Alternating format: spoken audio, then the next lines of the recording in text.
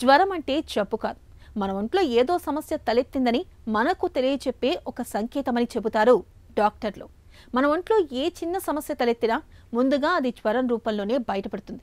అయితే జ్వరాల విషయంలో మనలో చాలా మందికి అవగాహన అంతంత మాత్రమే. కాస్త ఒళ్ళు వెచ్చబడగానే కంగారు పడిపోతూ ఉంటారు కొంతమంది. మరికొందరేమో ఒళ్లంతా పెనంలా కాలిపోతున్నా పట్టించుకోకుండా నిర్లక్ష్యం చేస్తూ చివరకు ప్రాణాల మీదకు తెచ్చుకుంటూ ఉంటారు. అసలు జ్వరాల్లో ఏవి ప్రమాదకరమో, ప్రాణాంతక జ్వరాలకు ఎలాంటి చికిత్స తీసుకోవాలో డాక్టర్ని అడిగి ఇప్పుడు తెలుసుకుందాం. జ్వరం అంటే జబ్బేనా? అసలు జ్వరం అంటే ఏంటి?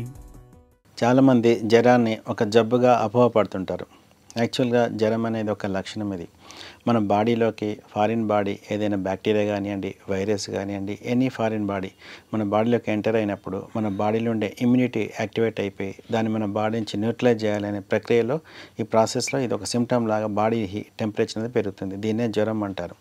అయితే ఈ బాడీ టెంపరేచర్ అనేది నార్మల్గా 98.6 డిగ్రీ ఫారెన్ హీట్ అనేది కామన్గా నార్మల్ ఉంటుంది. ఫిజియోలాజికల్గా ఈవినింగ్ టైంలో 1 డిగ్రీ ఫారెన్ హీట్ అనేది పెరుగుతుంది. ఇది కామన్గా ఉంటుంది అందరిలోనూ. జ్వరం అనేది ఎన్ని రకాలుగా ఉండొచ్చు? జ్వరాలు మనకి తీసుకునే అంటే వాటి యొక్క ప్యాటర్న్ బట్టి, వాటి యొక్క టైంని బట్టి ఫీవర్స్ మనం విభజించుకోవచ్చు. ప్యాటర్న్ బట్టి కంటిన్యూస్ ఫీవర్ అని, ఇంటర్మిటెంట్ ఫీవర్ అని, రిమిటెంట్ ఫీవర్ అని, పాలెబ్స్టెన్స్ ఫీవర్ అని, సివియర్ లో గ్రేడ్ ఫీవర్స్ అని ఈ రకాలుగా చెప్పవచ్చు. వాటి యొక్క సివియారిటీని బట్టి అంటే ఎక్విట్ ఫీవర్స్ అని, క్రానిక్ ఫీవర్స్ అని ఇంకొక క్లాసిఫికేషన్గా చెప్పవచ్చు. ఎక్విట్ ఫీవర్స్ అంటే మనకి లెస్ దాన్ 1 వీక్ ఉండి పోతుంటాయి అన్నమాట. ఇవి పర్సిస్టెంట్ ఫీవర్ అంటే 7 డేస్ నుంచి 14 డేస్ వరకు ఫీవర్స్ వస్తూ ఉంటాయి. ఫీవర్స్ ఎప్పుడైతే మనకి 14 డేస్ కంటే ఎక్కువ ఉంటే వాటిని క్రానిక్ ఫీవర్స్ అని అంటారు. పైరెక్సియా ఆఫ్ అన్నోన్ ఆరిజిన్ అంటే కొన్ని కారణాలు తెలియకుండా ఫీవర్ అనేది రన్ అవుతుంది. కొన్ని క్యాన్సర్స్లో కానివ్వండి, ట్యూబర్క్యులోసిస్లో కానివ్వండి, కొన్ని డిసీజ్లో మనకి అనేది డయాగ్నోసిస్ అనేది తొందరగా కాదు. ఇటువంటి వాటిని పైరెక్సియా ఆఫ్ అన్నోన్ ఆరిజిన్ అంటారు. ఇలాంటి వాటిని అంటే మోర్ దాన్ 14 డేస్ ఉంటే క్రానిక్ ఫీవర్స్ అని అంటారు. సో ఈ ప్యాటర్న్ బట్టి కంటిన్యూస్ ఉంటే కంటిన్యూస్ ఫీవర్ అని, మధ్యన తగ్గిపోయి నార్మల్ ఉన్నట్టయితే ఇంటర్మిటెంట్, రెమిటెంట్ ఫీవర్స్ అని రకరకాలుగా దానికి ఫీవర్ యొక్క ప్యాటర్న్ బట్టి మనం విభజించుకోవచ్చు. మన దగ్గర సాధారణంగా ఎలాంటి జ్వరాలు కనిపిస్తూ ఉంటాయి? సాధారణంగా మన ఇండియాలో అయితే ఎక్కువ సీజనల్ ఫీవర్స్ ఎక్కువ చూస్తుంటాం. వీటిల్లో టైఫాయిడ్ ఫీవరు, తర్వాత మలేరియా ఫీవరు, వైరల్ ఫీవర్స్ కామన్గా చూస్తుంటాం. కోల్డ్ కాఫ్తో వచ్చే ఫ్లూ ఫీవర్స్ ఇవన్నీ కామన్గా చూస్తుంటాం. అయితే ఇండియాలో ఇన్ఫెక్షన్స్ అనేవి ఎక్కువ సివియర్గా ఉంటాయి కాబట్టి, కామన్గా ఉంటుంది కాబట్టి ఈ ఇన్ఫెక్షన్స్ ద్వారా వచ్చే ఫీవర్సే కామన్గా చూస్తుంటాం. రేర్గా అంటే తర్వాత సెకండరీగా చూసుకున్నట్టయితే క్యాన్సర్ వచ్చే ఫీవర్స్, తర్వాత ఆటోఇమ్యూన్ డిజార్డర్స్ వచ్చే ఫీవర్స్ అనేవి మనం చూడవచ్చు. విడవకుండా జ్వరం రావటం వెనుక కారణాలేంటి? కొద్దిమందిలో ఫీవర్ అనేది కంటిన్యూస్గా వస్తుంటుంది. అంటే నార్మల్గా టచ్ అనేది కాకుండా డే మొత్తం కూడా ఫీవర్ అనేది హై గ్రేడ్ ఫీవర్ అనేది మెయింటైన్ అవుతూ ఉంటుంది. వీటిల్లో సివియర్ ఇన్ఫెక్షన్స్, బ్యాక్టీరియల్ ఇన్ఫెక్షన్స్ కానివ్వండి, వైరల్ ఇన్ఫెక్షన్స్, తర్వాత ఫంగల్ ఇన్ఫెక్షన్స్లో వీటిల్లో ఏమవుతుందంటే ఫీవర్ అనేది కంటిన్యూస్గా ఉంటుంది. నార్మల్గా 98.6 డిగ్రీ ఫారెన్ హీట్ ఉన్నట్లయితే ఈ ఫీవర్ అనేవి హై గ్రేడ్లో ఉండి only 1 degree centigrade, 1 degree foreign heat అనే ఫ్లక్చువేషన్ ఉంటుంది అనమాట. నార్మల్ అనేది టచ్ కాదు. ఇవి సివియర్ ఇన్ఫెక్షన్స్లో కామన్గా చూస్తుంటాం. అంటే బ్యాక్టీరియా న్యూమోనియాలో కానివ్వండి, దాని తర్వాత మనకు వచ్చే ఆటోఇమ్యూన్ డిజార్డర్స్లో కూడా మనకి ఫీవర్స్ అనేవి కంటిన్యూ వస్తుంటాయి అన్నమాట. ట్యూబర్క్యులోసిస్లో కానివ్వండి, ఇది యూరినరీ ట్రాక్ట్ ఇన్ఫెక్షన్స్లో ఇవి అనేది కంటిన్యూస్ ఫీవర్స్ అనేవి వస్తుంటాయి. కొంతమందిలో చాలా తరచుగా జ్వరం వచ్చిపోతుంటుంది. ఎందుకలా? ఫీవరు మనకి కంటిన్యూస్గా ఉండకుండా మధ్యలో normal line, base line touch అవుతుంది. అంటే మధ్యలో ఒకసారి నార్మల్కి వచ్చేసి మళ్ళీ స్టార్ట్ అవుతుంది. పర్ డేలో తీసుకున్న 24 అవర్స్ డ్యూరేషన్ తీసుకున్నట్టయితే హై గ్రేడ్ ఫీవర్ ఉండి ఒకసారి నార్మల్ టచ్ అయిపోయి నార్మల్ అయిపోయి మళ్ళీ ఫీవర్ పెరుగుతుంది. దీన్నే ఇంటర్మిటెంట్ ఫీవర్ అంటారు. ఇలాంటివి కామన్గా మనం మలేరియాలో చూస్తుంటాము, ఇన్ఫ్లుయెంజాలో చూస్తుంటాము, తర్వాత లోకలైజ్ ఇన్ఫెక్షన్స్, యాబ్సెస్లో, డెంటల్ యాబ్సెస్, సెప్సిస్లో వీటిలో అనేది కామన్గా చూస్తుంటాం. కొందరిలో గంటలు, రోజుల వ్యవధిలో జ్వరం వచ్చిపోవటం వెనక కారణాలేంటి? ఫీవర్స్ ఒకరోజు రావటం, 2 రోజులు రావటం, 3 డేస్కి ఒకసారి రావటం కామన్గా మలేరియాలో చూస్తాం. ఇవన్నీ కూడా ఇంటర్మిటెంట్ ఫీవర్స్ అనమాట. అంటే ఆ 1 డే తర్వాత 2 డే తర్వాత ఏమవుతుందంటే అవి మనకి రెడ్ బ్లడ్ సెల్స్ని ఎఫెక్ట్ చేసి అవన్నీ కూడా ఒక్కసారి రిలీజ్ అవుతాయి అనమాట. అవి ఎక్స్పెల్ అయితే మళ్ళీ రప్చర్ అయిపోవటం వల్ల టాక్సిటీ అనేది బ్లడ్లోకి రిలీజ్ అయిపోవడంతో ఇవి మనకి ఫీవర్ అనేది వస్తుంటుంది. అయితే ఈ 24 అవర్స్కి ఒకసారి వచ్చే ఫీవర్ని కొటిడియన్ ఫీవర్ అంటారు. ఇది కామన్గా ప్లాస్మోడియం ఫాల్సిఫారంలో చూస్తుంటాం.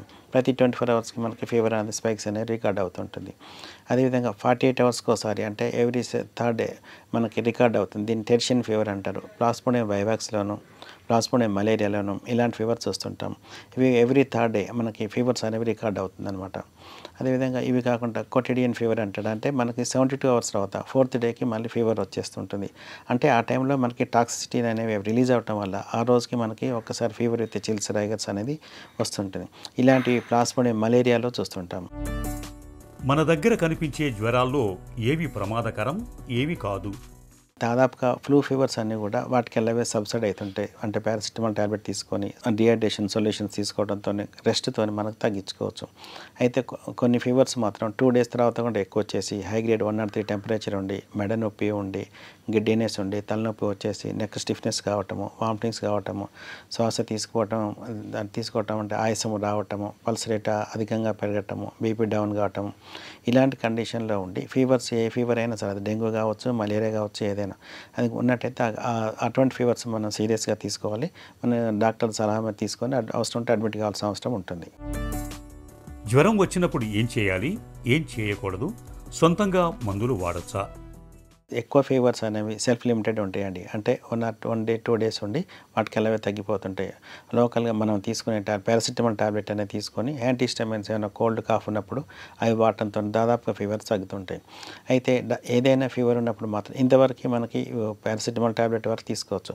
కానీ చాలామంది అదే పనిగా పారాసిటమాల్ కూడా 650 డోసు ఎక్కువ మోతాదులో వాడటం, ఫీవర్ వచ్చిందని అరికనే వాడటం చేస్తుంటారు. దీనివల్ల పారాసిటమాల్ ఓవర్డోసేజ్ వల్ల కూడా మనకి లివర్ ఫెయిల్యూర్కి దారితీస్తుంది. కాబట్టి ఏదైనా సరే డాక్టర్ల పర్యవేక్షణలో ఈ టాబ్లెట్ తీసుకోవటం అనేది చాలా అవసరం. అయితే సింపుల్ ఫీవర్స్ ఉన్నప్పుడు మాత్రం పారాసిటమాల్ 5 mg వాడుకొని యాంటీహిస్టమైన్ వాడటం వల్ల మనకి కొంతవరకు అంటే ఫీవర్ తగ్గించుకోవచ్చు. ఇవి దాటుకొని కనుక టెంపరేచర్ వస్తుందంటే మాత్రం దానికి కారణం ఏంటి? అది వైరల్ ఫీవరా, మలేరియా ఫీవరా, మనకి టైఫాయిడ్ బ్యాక్టీరియల్ ఫీవరా, లేకపోతే ఫంగల్ ఫీవరా అనేది మనం, లేకపోతే కాజిటివ్ అండర్గా ఏమైనా ఉండొచ్చు. ఏమైనా యాప్సిస్ కానీ, డెంటల్ యాప్సిస్ కానీ, బాడీలో ఎక్కడైనా యాప్సిస్ ఉన్నా కూడా, కడుపులో కూడా ఉన్నా కూడా మనకు ఫీవర్ అనేది వస్తుంది. దాని కారణం తెలుసుకొని అందు గురించి డాక్టర్ల సలహా మేరకే టాబ్లెట్ వాడాలి.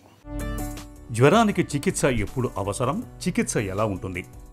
ఈ జ్వరాలు ఎక్కువ 2 days కంటే ఎక్కువ ఉండటము, 103 degree Fahrenheit కంటే ఎక్కువ ఉండటము, ఫుడ్ ఏమైనా తీసుకోలేకపోవటము, అంటే వామిటింగ్స్ కావటము, గిడ్డీనెస్ రావటము, ఛాతీలో బరువు అనిపించటము, ఆయాసం అనిపించటము, హెడేక్ సివియర్గా ఉండే నెక్ స్టిఫ్నెస్ రావటము, ఇలాంటి కండిషన్లో మనం డాక్టర్లకు పర్యవేక్షణలోకి వెళ్ళాల్సి ఉంటుంది.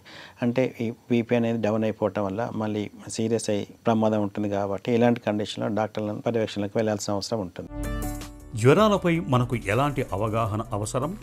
సాధారణంగా మన ఇండియాలో వచ్చే జ్వరాలన్నీ కూడా సీజనల్ ఫీవర్స్ అండి. అంటే వర్షాకాలంలో ఎక్కువ మస్కిటో బైట్తో వచ్చే dengue fever, chicken Guinea, malaria ఇవన్నీ కూడా మనకు మస్కిటో బైట్ ద్వారా వస్తుంటాయి. సో కంటామినేటెడ్ ఫుడ్, వాటర్ ద్వారా టైఫాయిడ్ ఫీవర్స్ వస్తుంటాయి. సో వీటిని ప్రివెంట్ చేసుకోవటం, అంటే మస్కిటో బైట్ నుంచి మనం ప్రొటెక్ట్ చేసుకోవటం వల్ల ఈ ఫీవర్స్ రాకుండా మనం కాపాడుకోవచ్చు. అదేవిధంగా కంటామినేటెడ్ ఫుడ్ కాకుండా హైజీనిక్ ఫుడ్, వాటర్ కూడా కాచి చల్లార్చి వాటర్ తీసుకోవటం వల్ల, ఫుడ్ కూడా మంచిగా హైజీనిక్ ఫుడ్ తీసుకోవటం వల్ల మన టైఫాయిడ్ని కూడా మనం అవాయిడ్ చేయొచ్చు. సో ఫీవర్స్ సీజన్లో ఉన్నప్పుడే కాదు, మామూలు కూడా మనకి మోషన్కి వెళ్ళినప్పుడు, తర్వాత హ్యాండ్ వాష్ చేసుకోవటం, ఇవన్నీ కూడా హైజీనిక్ కండిషన్స్. వెజిటబుల్స్ కూడా మంచిగా కడిగి వాడుకోవటము. తరచూ జ్వరం రావడం సాధారణమే కావచ్చు, కానీ జ్వరం తీవ్రత, లక్షణాలపై మనం ఎప్పుడూ ఒక కన్నేసి ఉంచాలి. సాధారణంగా చాలినంత విశ్రాంతి తీసుకుంటే జ్వరం అనేది దానంతట అదే తగ్గిపోతూ ఉంటుంది. 2-3 రోజులు దాటినా జ్వరం తగ్గనప్పుడు, జ్వరం తీవ్రత ఎక్కువగా ఉన్నప్పుడు మాత్రం వెంటనే డాక్టర్ని కలవాలి.